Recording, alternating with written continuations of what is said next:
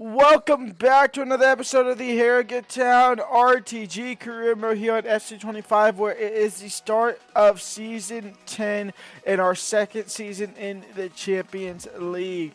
After getting into the semifinals of the Champions League last season, we're looking to build on top of that success and not only make a run for the final, but also make a title charge this season.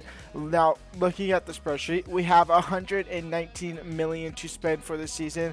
And with all the money that we made from the Champions League last season, we can make up we made up probably close to 150 million off of the Champions League alone.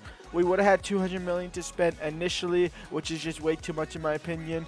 So I decided to finally incorporate the corporation tax that has been part of the spreadsheet or part of the rules that Chesno's has on his save. We haven't done that until now, and in fact I think he only does up to 50% over 50k. We're doing 75% over 200 million, which is going to equal just over 100 million. So it was like 275 or something like that, and it's now 100 million roughly that we get taken out. So we now have roughly 119, 120 million to spend. He got the stats here on the spreadsheet as well. Mr. Cox is just 40 goals, or just under 40 goals to reach the 300 goal mark. So theoretically and realistically, he probably will get that this season because he has a great scoring record. I think he averages 30 goals a season, if that, even if more, in all honesty. And so with 120 million to spend, our highest overall set at 86 with Bruno Durdov, we now need to build a squad to compete with the best of the best, that be including the starting and our bench. And starting off, we have transfer listed a couple players that we can raise funds to help improve the squad, because I do believe we're going to need more than 119 million to spend, ironically, even though we really should have more if I don't include the corporation tax.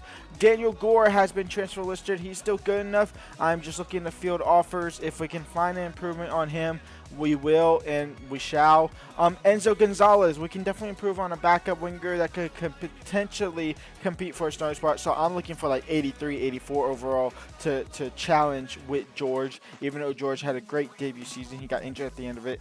A little questionable there. Arapenda, he's a well-rounded player, but he's a horrific player. He's not good. I don't know why I bought him back, because he was well-rounded and he just hasn't played. And when he has played, he hasn't been great, so we're going to transfer list him. And then last but not least, we are going to have Ortiz transfer listed as well. He never had a future. We only loaned him out for these last couple of seasons and see if he loan glitched up to like 80, 85, anywhere around there, and he have a thing there. And then also I want to stick with real life players as long as possible, which we have been doing. We have a couple like Alex Hope in the first couple of seasons. Obviously youth players are going to help out a little bit there, but now we want to obviously keep it to real life players as much as possible. And talking about that, we are looking to fill the squad with real life players.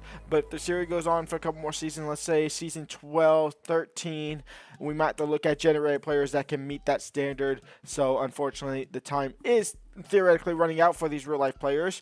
But if we can keep it on there, we will keep it as real life players. First off is actually us signing Lewis Miley. We signed Lewis Miley. He 86 overall center midfielder. He is an instant improvement, not just for our bench, but also our starting lineup. He is going to slot into a starting lineup. He is going to replace Froholt in the starting lineup. So him and Golding are going to be our two midfielders, hopefully, for this season. So we say hello to Lewis Miley, coming over from Arsenal for 63 million. Now, the first player we sell is Tom Irapenda. We go ahead and get rid of one of the backup center mids for 10.9 million off to RB Salzburg. So he's off in Austria now. We'll let him go. He was well-rounded, but he was just an horrific player, so we say goodbye to him. And we finally get rid of Afonso Ortiz. No more generated players in this squad. He is off to Vitória in Portugal for just under 6 million. We say goodbye to him. And honestly, it's just profit at this point, because we didn't sign him. Well, we didn't buy him, I should say. We signed him from the youth academy, and we sold him now, a couple years later. We also say goodbye to Enzo Gonzalez. He is off to Arsenal for 30 million flat. We are going to be able to use some of that money to bring in our next left winger, which y'all see in a couple of moments if I can get the deal done. But Enzo Gonzalez has been sold off to Arsenal. We might see him later down the season. And we sign Sema Kalaski over from Leeds United. That $30 million for Enzo Gonzalez gets added into this deal, plus $3.3 million. And Mr. Sema Kalashi comes into the squad. Now he will be a bench player at first, but he will compete with Tyreek George for that starting left wing spot. So we say hello to Mr. Sema Kalashi. He comes into the squad at 27 years of age, 83 overall for $33.3 million. Next up on the list here is Mr. Giancarlo Simic being sold to Newcastle United. His stamina is just a major issue with me, to be completely honest. So we go ahead and sell him. And these stats have definitely got a boost since being sold, because his defense awareness was like 80, his ball control was 80, his stand tackling was 83, his sprint speed was 80, like 85. His strength wasn't that high, his slide tackling wasn't that high. It's his stamina, which is a major letdown. And honestly, he wasn't that great when we played with him, to be completely fair. So off to Newcastle for $40 million. We are going to improve our back line, and Simic is the key part to getting rid of that to raise funds for it. And instant improvement here. Finn Jelsh is going to come in from Tottenham for $54 million. So that $42 million goes into it as well. So that is great to see. But you can see there, 87 stand tackling, 90 defense awareness, 93 slide tackling, 93 strength. He has good stamina as well. So Mr. Finn Jelsh will go ahead and go into the squad for $54 million. He does have a 10% selling clause. We will more than likely never ever sell him. So there is that. It's completely fine. Daniel Gore has been sold to Ipswich, so he'll at least stay in the England pyramid, but he'll be going over to Ipswich Town now for just under $20 million, $18.1 million. Not much to say about him. He's just gone and done. And unfortunately, we were forcefully sold, selling Michael Golding off to Barcelona. Barcelona's a club we can still theoretically sell, and theoretically should be able to sell, or still should sell to at this point in time of our career. So he's off to Barcelona for $18 million. That money's actually gonna be a lot. It's about $20 million over what the board thought I could offer or could get for him. So we'll absolutely take that $80 million. We did not really want to sell him. It's a massive loss theoretically. We are gonna have to look to improve on him now. And with our transfer budget now being back up to 135, so we're back over what the initial transfer budget was. We go ahead and bring in Mario Stryorkins over from Wolfsburg here, 85 overall center mid, can also play cam as well. He does replace Mr. Michael Golding in this squad, so we say goodbye to him for $54 million. So a net profit there on the sell to buy of this type of player that we need in our squad. So we say hello to Mario Stryorkins, we say goodbye to Michael Golding, and we move on. And now we did want to improve on our left back deal here. We do have Harry Moss in the squad.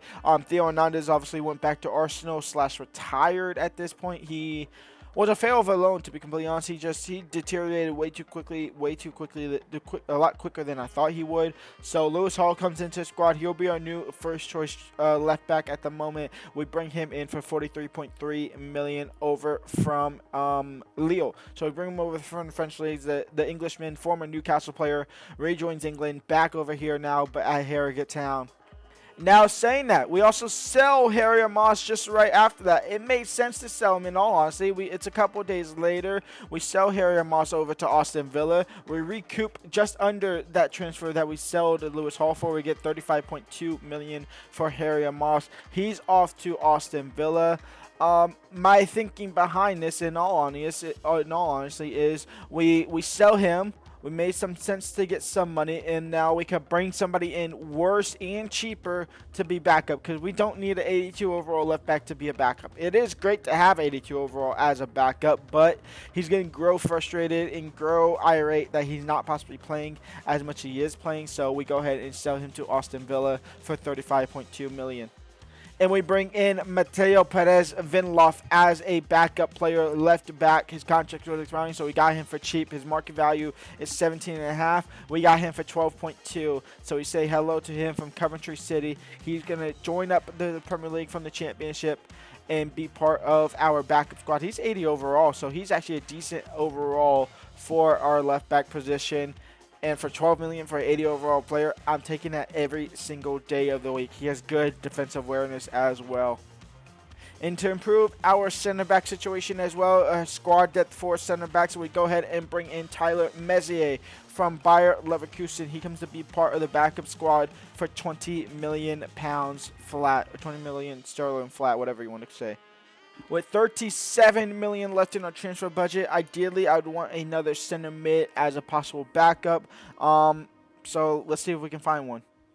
And we do find one, but we don't spend any money on him. Noel Beck coming in from Manchester United, 82 overall center mid. He's actually on loan for the rest of the season here.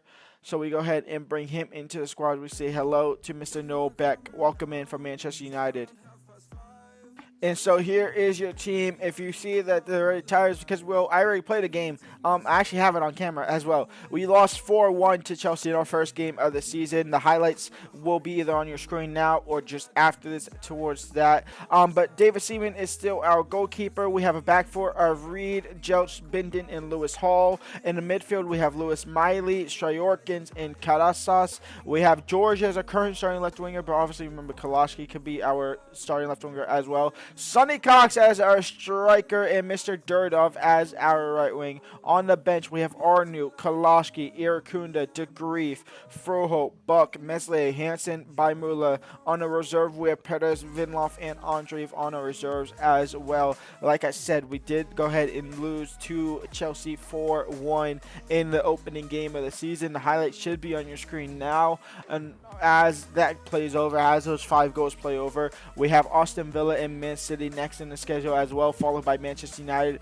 and then we'll have our Champions League face. So let's go and play another one. Let's go and finish this transfer window out here in this episode, and then we'll end the episode. It was ideally just going to end there, but I decided to do all this as after fact. So there's that. So we'll play Aston Villa, and then we'll play Manchester City, and we'll see our Champions League fixtures, and we'll go from there for tomorrow.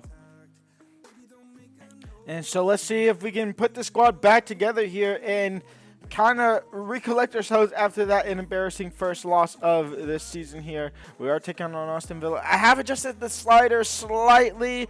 The user shot error is up. Their shot error is up. Their pass error is down just a tiny bit. Their touch error, or first touch error, is down slightly. The sprint speed has been accelerated and slowed down in areas that needed to. So hopefully that, and obviously we are still in ultimate, so we'll see what happens. Lewis Smiley, Stryorkins. Sonny Cox is in behind, and Sonny Cox has the first goal of the game. I wasn't even looking for him. I wanted the ball to George. The game found Sonny Cox, and Sonny Cox has his first goal of the season, possibly. I don't know if I don't remember who scored the first goal last season or against Chelsea. I'm gonna say it was Sonny Cox because chances are it was Sonny Cox. In all honesty. Stryorkins. Durdov. Oh, what the heck was that from Durdov? NDI, Carrot. I'm definitely saying his name wrong, but ever since I said Carrot Sauce, it's stuck in my head, so you just got to deal with it, honestly. Carrot, Durdov, into Tyreek George, and Tyreek George will have the second of the day, and Harrogate Town are bouncing back here. Remember, I do want to put up a title charge this season. I want to make it deeper into the Champions League, but the only way we make it deeper is making a final in the Champions League, in all honesty. If we can win everything and win the quadruple this season, that'd be perfect. Maybe not perfect, but it would be decent scenario as they have a chance there to score, but it goes just wide of the mark. Stryorkins. Intercepted and then given back to Carrot. Now out wide for Durdov. And Bruno Durdov was the key factor of this transfer window. He was that marquee player that was the highest overall. So everything we found was because of him. If not, we were stuck at 85 again. Lewis Miley, cross comes in, headed away. Sonny Cox, second ball, no. Stryorkins will hit on the volley. If that has some different placement, that's in the back of the net. Bruno Durdov, onset corner. Jels on the header, and Jels will make it 3-0 for Harrogate Town. And we are running right over Aston Villa.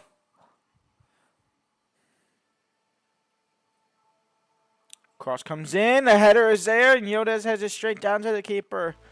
If we get him on the counterattack and make it 4-0, I will jump the simulation or even jump to the end here. Reed into Sonny Cox. Bruno Durdov is making that run, but Sonny Cox is going to use his pace. And Sonny Cox a little far too out wide. Sonny Cox absolutely muffled that. Interesting.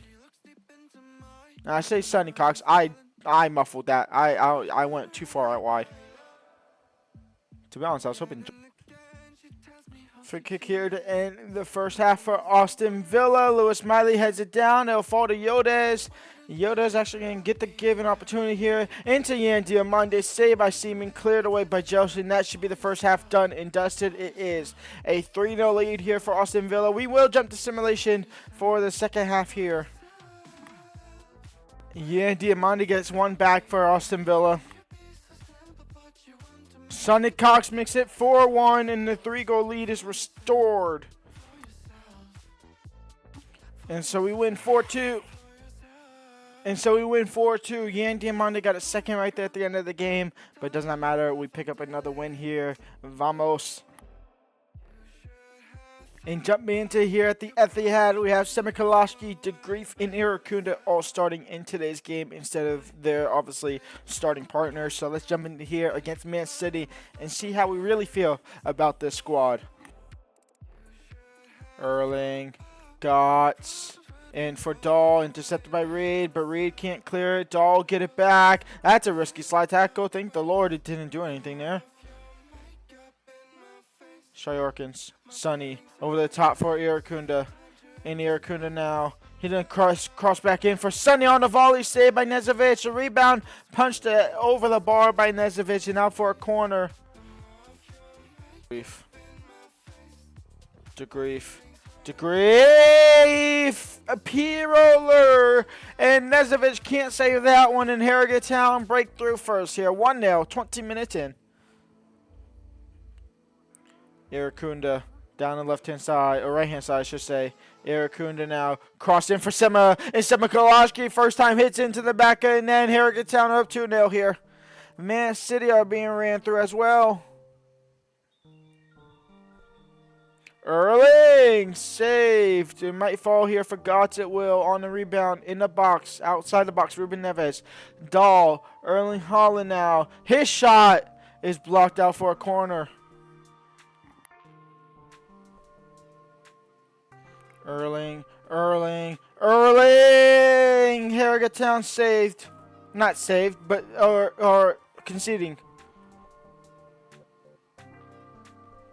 Barcola crossed in, Erling Haaland, and our game has come crashing down. Man City equalized just like that. Erling Haaland doing Erling Haaland things, and all things are level again. A brand new 5 coming on for us here. We have Mr. George coming on at left wing. We have Arnu coming on at striker. We have Durdov coming on at right wing. We have Carrot Sauce coming on at cam. And we have Noel Beck coming on for the first time that I use him here in the squad for these last 10 or so minutes. It's Durdov on the corner. It's Finn Jelsh on the header. No. Can Carrot win it? Yes. Down to Bindon. Not really the player you want on the top of the box. Bruno Durdov crossed in. It's George. It's headed away. It's Jelch down to Buck. See what Noel Beck has in the liquor. Arnu. Carrot. Oh, and Vieira there with a great tackle away. And now Erling Haaland's looking to able to turn and possibly find Gotts. And Gotts looking to go in behind. Gotts now. Into Erling.